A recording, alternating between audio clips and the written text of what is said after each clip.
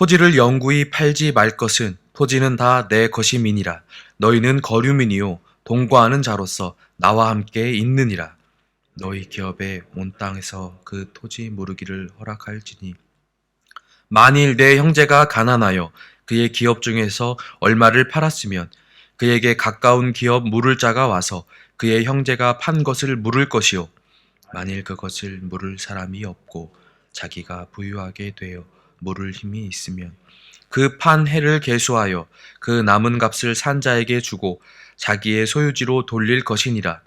그러나 자기가 물을 힘이 없으면 그 판 것이 희년에 이르기까지 산 자의 손에 있다가 희년에 이르러 돌아올지니 그것이 곧 그의 기업으로 돌아갈 것이니라.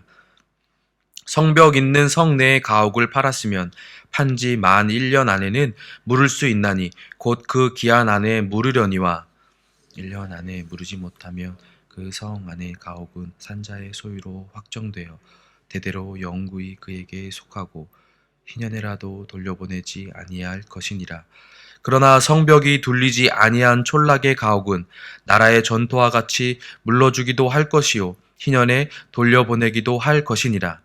레위 족속의 성읍 곧 그들의 성읍의 성읍의 가옥은 레위 사람이 언제든지 물을 수 있으나 만일 레위 사람이 무르지 아니하면 그의 소유 성읍의 판 가옥은 희년에 돌려 보낼지니 이는 레위 사람의 성읍의 가옥은 이스라엘 자손 중에서 받은 그들의 기업이 됨이니라.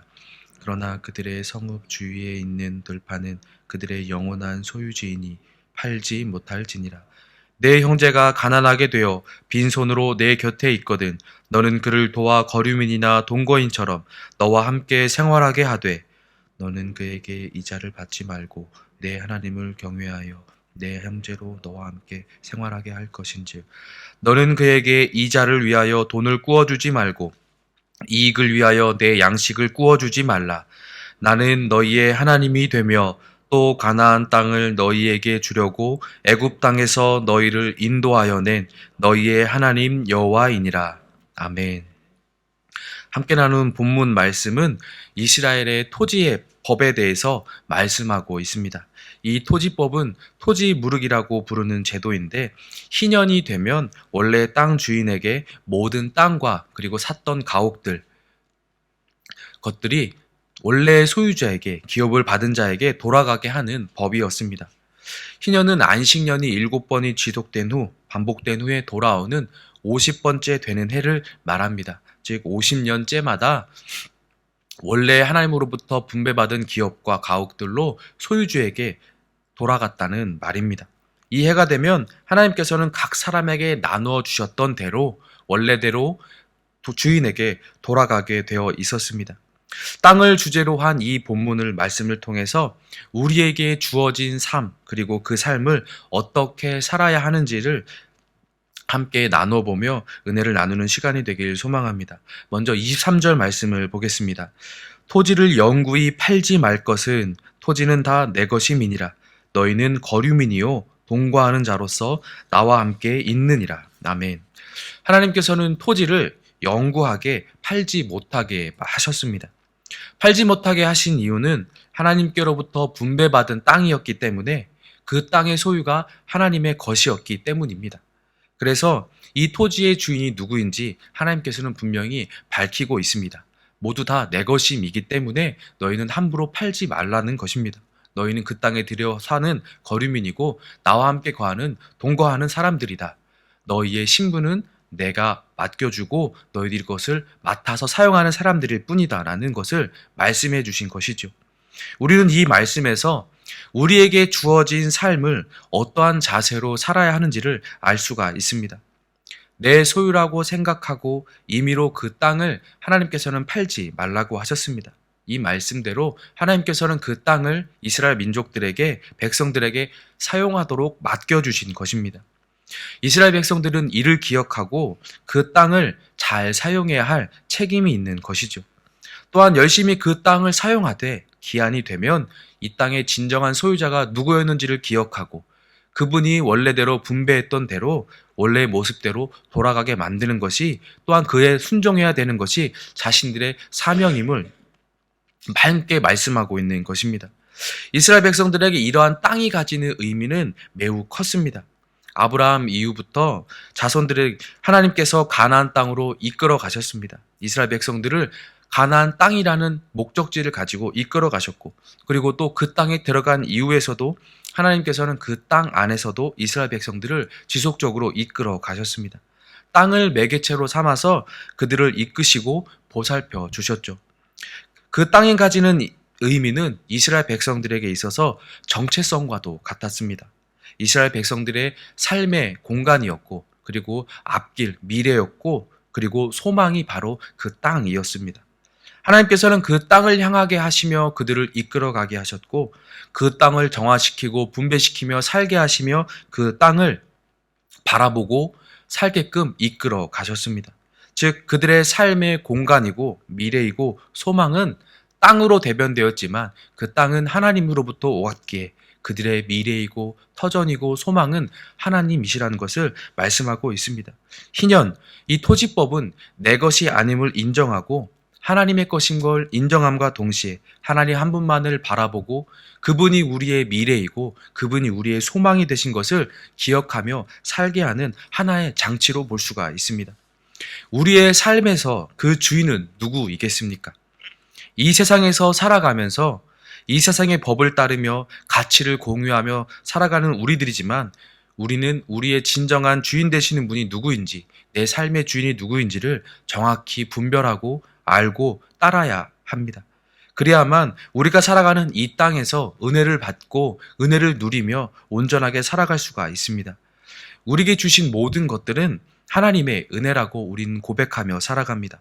하나님께서 우리에게 주신 것들이고 우리는 그것들을 받은 사람들입니다. 내 것이라고 표현할 수 있지만 나의 것이 아닙니다. 모든 것이 하나님의 은혜로부터 왔음을 우리는 이 시간 기억하고 다시 한번 고백하며 시인해야 할 것입니다. 우리에게 허락하신 모든 물질들, 우리에게 허락하신 가족들, 또한 우리가 함께 살아가고 있는 이 교회 또한 나의 것이 아님을 우리는 기억해야 합니다. 우리가 나의 것이라고 생각할 때 우리는 나의 욕심에 따라서 가족, 교회, 나의 물질들을 내 마음대로 사용하고 싶고 방향을 설정하고 그렇게 이끌어 가고자 하는 마음에 사로잡히게 됩니다. 그러나 분명한 것은 나의 것이 아닌 우리 하나님의 것임을 우리는 기억해야 합니다. 나의 자녀 또한 우리 하나님께서 내게 맡겨주신 영혼이고 그분의 영광을 위하여 살아갈 귀한 영혼인 줄 믿습니다. 교회 또한 나의 물질 또한 나의 삶의 모든 생명 또한 하나님의 것인 줄 우리가 믿음으로 고백하는 은혜가 있기를 소망합니다. 그러하기에 우리는 주님의 은혜를 기억하며 살아가야 합니다. 이스라엘 백성들이 그 땅에 들어가서 이른 비와 늦은 비, 때에 따라 내려주신 하나님의 은혜에 따라 그것을 바라보며 소망하며 살아갔던 것처럼 우리의 삶 가운데에서도 내 마음대로 나의 계획대로 살 것이 아니라 하나님께서 이끌어 가시는 그 은혜에 순종하며 하나님의 말씀에 따라서 그 은혜를 바라보며 살아가는 귀한 삶의 모습들로 자라가고 살아가야 할 것입니다. 이어서 생각해 볼 것은 형제들과 가난한 자들을 돌보라는 이어지는 하나님의 말씀입니다. 우리의 삶이 하나님의 것이고 내게 주셨던 모든 것들이 하나님의 소유임을 인정하고 기억하며 살아가면서 나뿐만 아니라 내 주변을 돌아보며 형제들과 가난한 자들을 돌아보며 함께 살아가라고 하나님께서 말씀하고 있습니다. 이 토지법은 어느 한 사람이 지나친 부를 축적함과 그에 따른 빈곤한 사람들이 생기지 않도록 배려한 법입니다. 형제들의 상황과 사정을 살피고 그들이 살아갈 수 있도록, 그들과 함께 어울려 살아갈 수 있도록 배려한 장치입니다. 또한 자신의 이익을 위해서 그 어려운 처지를 이용하지 말라고 명하시며 그들과 함께하는 삶을 살라고 말씀하셨습니다. 이것이 사랑이고 하나님께서 말씀하시는 나눔입니다. 하나님께서는 거저받은 하나님의 은혜를 하나님의 말씀에 따라서 사랑하는 마음으로 실천하며 살라고 말씀하고 있습니다. 35절부터 38절까지 모든 주변인들을 돌아보며 그들의 어려운 형편을 살피고 그들 삶을 감안하며 그들을 도우며 살라고 말씀하고 있습니다. 너희들도 애굽 땅에서 종되었던 자들의 신분이었던 것을 기억하고 내가 너희들을 이끌어냈던 것을 기억하면서 너희들의 옛적 신분을 기억하고 주변을 살피며 어려움 당하고 곤고한 영혼들을 돌아보라는 하나님의 말씀입니다. 나도 부족한 상황인데 누굴 돌아보며 베풀어 줄 것이 있느냐고 반문할 수도 있습니다. 하지만 나눔과 배려, 그 사랑은 그 자체로 가치가 있는 줄 믿습니다. 많은 것을 배려하고 많은 것을 나눠주는 것이 문제가 아니라 그 마음 자체로 하나님 앞에 가지고 나아가고 베푸는 삶 그 자체로 가치가 있는 줄 믿습니다. 하물며 우리에게 주어진 것들이 하나님의 은혜라고 고백하는 우리들의 삶 속에서 베풀고 나누는 것이 인색해서는 안 될 것입니다. 당연히 해야 될 의무인 것이죠. 우리 주변에서도 힘들어하는 자들, 괴로워하는 자들이 있습니다. 그들을 생각하고 내가 할 수 있는 것들을 돌아보고 나눌 수 있는 은혜가 우리 성도님들의 삶 가운데 있기를 예수님의 이름으로 소망합니다. 나의 삶 속에서 베풀 수 있는 것들은 무궁무진합니다. 기도도 있고 그들에게 따뜻한 말 한마디도 있고 그들을 향한 따뜻한 눈빛을 담아도 그들을 배려하는 것입니다. 무엇떠한 물건, 가치를 가지고 있는 것을 가지고 찾아가서 그들을 섬기고 베풀어야만 섬기고 베푸는 것이 아니죠. 우리의 마음으로 하나님 앞에 기도하며 그리고 나의 쓸 것을 분별해서 나눌 수 있는 우리 성도님들의 삶이 되길 소망합니다. 하나님께서는 본문 속에서 우리의 삶의 주인이 누구이신지를 분명히 말씀해 주셨습니다. 그리고 그 삶의 주인으로부터 받은 은혜들이 있다는 것을 말씀해 주셨습니다. 그리고 더 나아가 하나님께서 우리에게 베풀어 줬던 그 은혜를 이제는 남들에게 나누어 주며 돌아보며 기억하며 살라고 말씀하십니다. 이를 깨달으시고 우리의 삶 가운데 내게 받은 은혜를 가지고 예수 그리스도의 이름으로 사랑을 전하며 나눌 수 있는 우리 사랑하는 귀한 모든 광명교회 성도님들이 삶이 되시기를 예수님의 이름으로 다시 한번 소망합니다. 함께 기도하겠습니다. 우리의 인생의 주인이 되시는 하나님 아버지, 이 시간 우리 가운데 허락하신 은혜들을 돌아보고 기억하며 감사함을 올려드립니다. 모든 상황과 순간 속에서 우리와 함께 하시며 이끌어 주신 은혜에 감사함을 드립니다. 하나님, 이 시간 소망하기는 우리의 삶의 모든 것이 하나님의 은혜였음을 기억하고 하나님께서 말씀하신 것처럼 이웃을 돌아보고 사랑으로 나눔을 실천하며 함께하는 삶을 살아가기를 소망합니다. 인색하며 나만 바라보는 삶이 아니라 내게 주신 은혜를 기억하고 그 은혜를 베푸는 삶을 살아가게 하여 주시옵소서. 성령 하나님, 이 사랑을 나누는 길을 걸어가도록 우리를 도와주시옵소서. 기도하시고 개인의 기도로 함께 나아가겠습니다. 기도하겠습니다.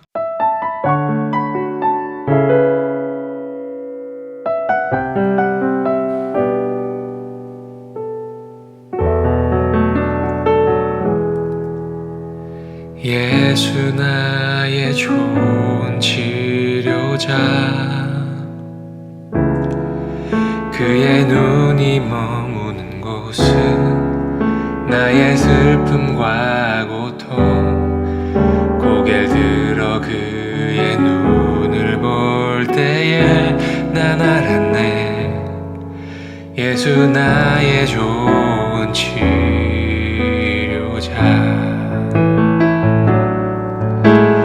예수 나의 좋은 치료자,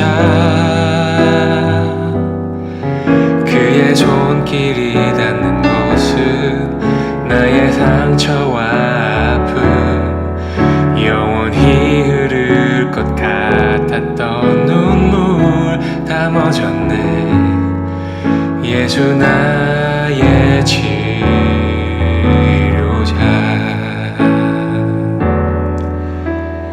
나 노래하리라. 전한 나를 돌아보신 구세주를 찬양해. 하늘 닿는 곳까지 내 손 들리라. 예수 나의 치료자, 예수 나의 좋은 치료자,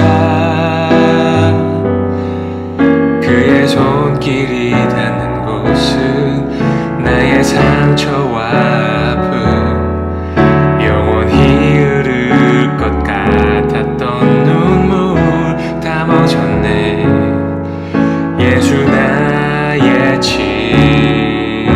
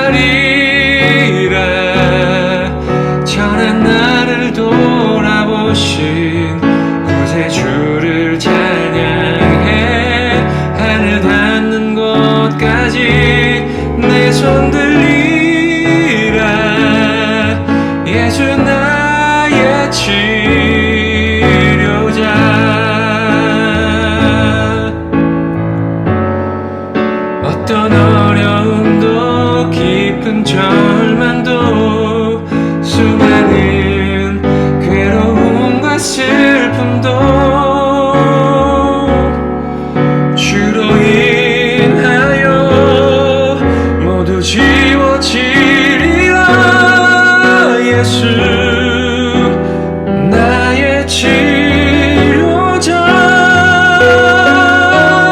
난 노래하리라. 전한 나를 돌아보신 구세주를 찬양해. 하늘 닿는 곳까지 내 손 들리라. 예수 나의 치료자. 나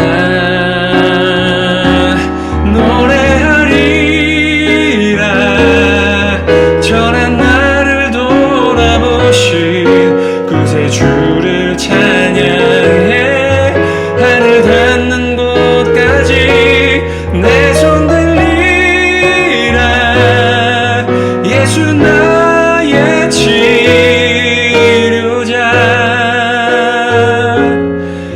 예수 나의 치료자.